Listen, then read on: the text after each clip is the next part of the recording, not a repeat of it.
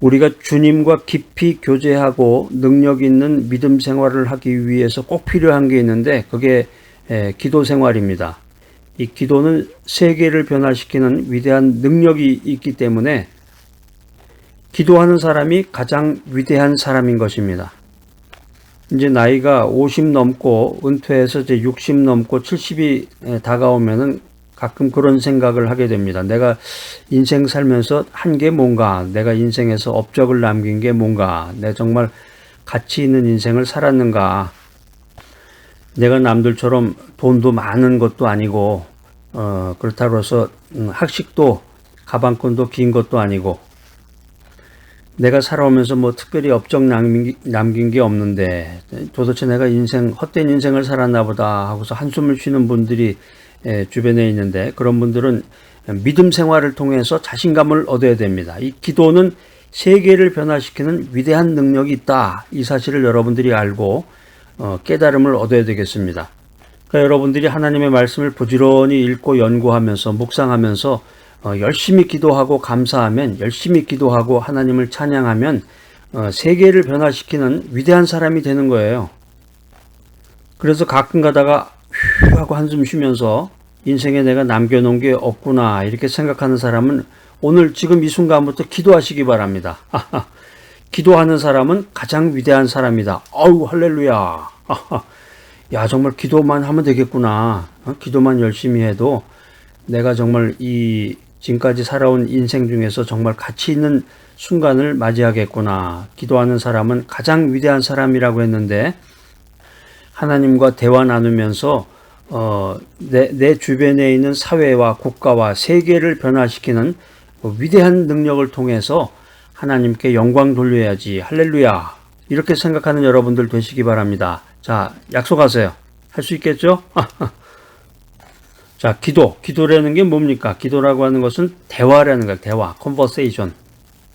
그러니까 우리가 이제 자라오면서 60년대, 70년대 뭐 어릴 적 생각해 보면은 부모 자식 간에 이렇게 대화가 많은 가정이 많지 않죠.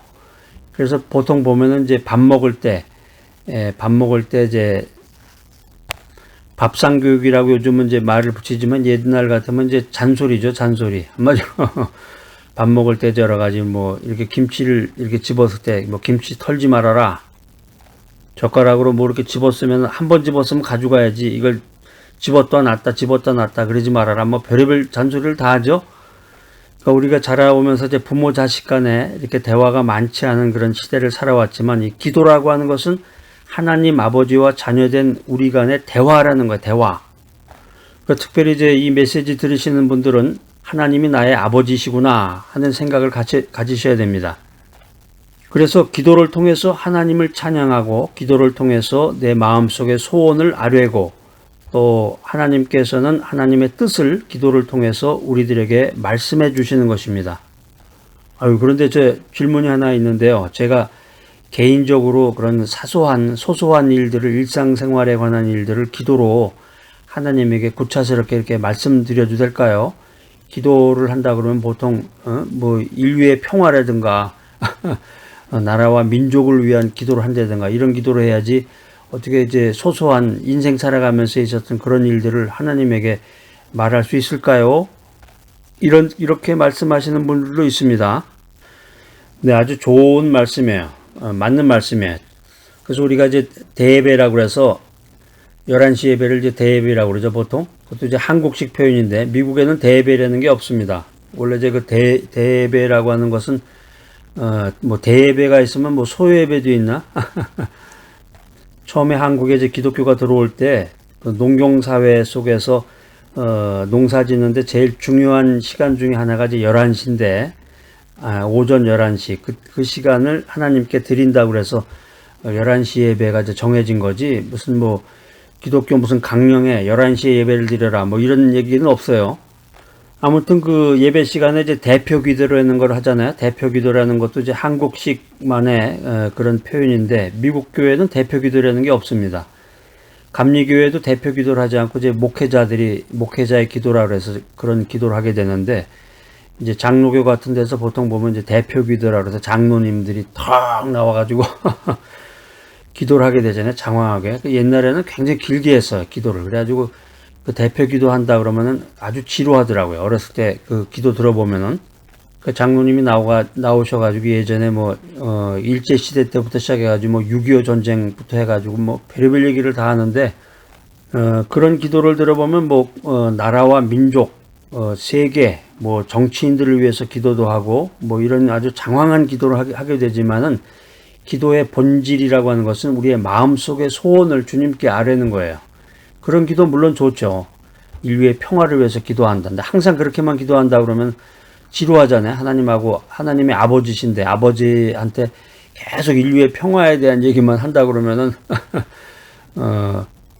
자기가 집에서 자기 아버지나 어머니하고 대화를 나눌 때, 자기 아버지하고 대화를 나눌 때 학교에서 있었던 일이라든가 아니면 친구하고 만나서 대화 나눴던 것이라든가 아니면 어디 가서 어떤 극장에 갔는데 무슨 영화를 봤대라든가 뭘 먹었는데 맛이 어떻대라든가 다양한 이야기들을 할 수 있는 거잖아요.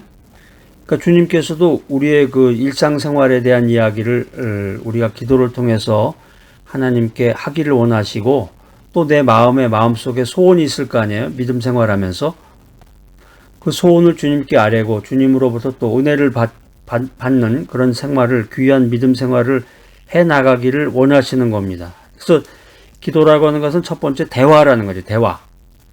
그러니까 사람 만나서도 대화 못하는 사람들이 참 많아요. 주변에 보면. 그러니까 대화 안 하고 그냥 묵묵하게 이제 무뚝뚝하다 그럴까? 말을 할 줄 모르니까 대화의 소재가 없는 거야, 이게.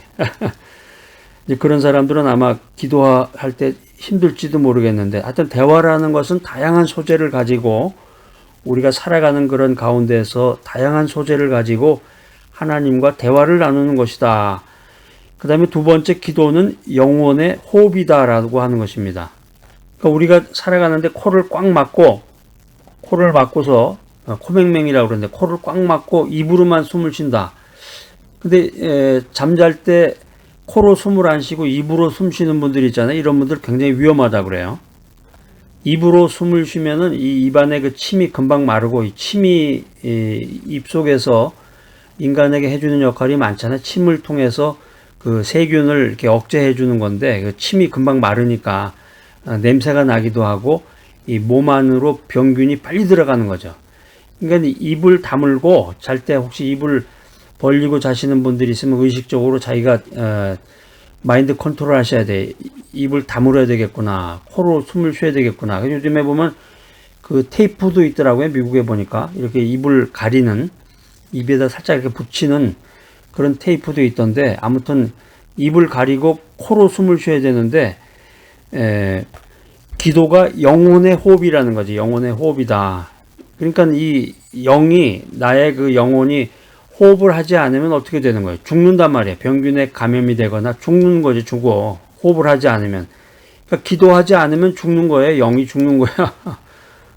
그러니까 인간의 육신이 숨을 쉬어야 살 수 있듯이 영혼도 이 기도로 영적인 호흡을 해야 이 생명이 유지가 된다라고 하는 것입니다. 생명이 유지가 된다. 기도가 뭘까? 세 번째는, 기도는 문제 해결의 키가 된다. 문제를 해결해주는 열쇠라는 거죠. 문제를 해결해주는 열쇠다. 많은 사람들이 인생을 살다가 이 문제에 부딪혀서 넘어지기도 하고 쓰러지기도 하는데, 문제 없는 인생이라는 게 없습니다. 인생이라고 하는 것 자체가 고해라는 말이 있는데, 인생은 고해다. 고난의 바다다. 그러니까 인생이라는 것이 살다 보면 어저께까지만 해도 하면서 좋은 일만 있었던 것 같은데, 오늘 아침에 일어나면서부터 그냥 안 좋은 일이 일어나고 생각하지 않았던 일들이 일어나는 게 인생인데, 내 자신이 문제에 치여서 문제에 부딪혀서 넘어지기도 하고 문제 때문에 쓰러져서 좌절하기도 하는 것이 인생이라는 거예요. 근데 우리들은 나는 믿음의 사람이다. 하나님 중심으로 인생을 살아가는 사람이다. 기도하는 사람이다. 그러니까 기도하는 사람은 하나님 앞에 나아가서 도움을 구할 수가 있습니다. 주여 나를 도와주시옵소서. 주여 나를 도와주시옵소서. 그러면 전능하신 하나님께서 강한 손과 편팔로 나의 문제를 해결해 주신다. 이게 성경 메시지예요. 신약 성경 마태복음에 보면 아주 유명한 말씀이 있는데, 이 말씀 이제 암송 구절인데 한번 찾아서 읽어보겠습니다. 마태복음 11장 28절 말씀입니다. 자, 시작. 수고하고 무거운 짐진 자들아 다 내게로 오라. 내가 너희를 쉬게 하리라. 그러니까 이 말씀은 이렇게 순차적으로 나가는 말씀이기 때문에 한 번만 읽어도 뭐 다 외워지겠네. 수고하고 무거운 짐진 자들아, 나를 얘기하는 거예요. 다 내게로 오라. 주님께로 와라. 내가 너희를 쉬게 하리라. 그러니까 오늘 하루 인생 살아가면서 얼마나 힘들고 어려운 일들이 많았어요. 참 이런 일들이 다 생기는구나. 이런 일들이 다 생기는구나. 이렇게 힘들고 어렵고 외롭고 쓸쓸하고 병들고 어려운 일들. 주님께서 말씀하시는 것처럼 이 수고하고 무거운 모든 짐을 하나님께 기도로 맡겨라 하는 것입니다.